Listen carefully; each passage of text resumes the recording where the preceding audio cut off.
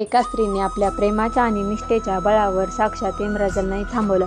ही कथा प्रत्येकाने आयुष्यात एकदा तरी ऐकलीच पाहिजे. वटपौर्णिमा हा फक्त सण नाही, तर प्रेम, त्याग आणि अढळ विश्वासाचं जिवंत प्रतीक आहे. पौराणिक कथांनुसार राजा अश्वपतीची कन्या सावित्री हिने सत्यवानाशी विवाह केला.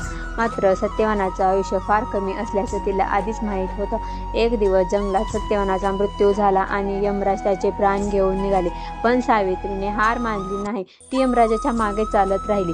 तिची बुद्धिमत्ता, श्रद्धा आणि पतिव्रतेचं सामर्थ्य पाहून यमराज प्रसन्न झाले आणि अखेर सत्यवानाला पुन्हा जीवनदान दिलं.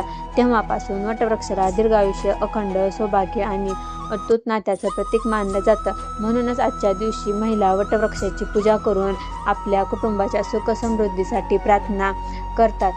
जर तुम्हालाही आपल्या संस्कृतीचा अभिमान असेल तर व्हिडिओ लाईक, शेअर करा आणि अशाच धार्मिक माहितीसाठी आमच्या चॅनेलला सबस्क्राईब करायला विसरू नका.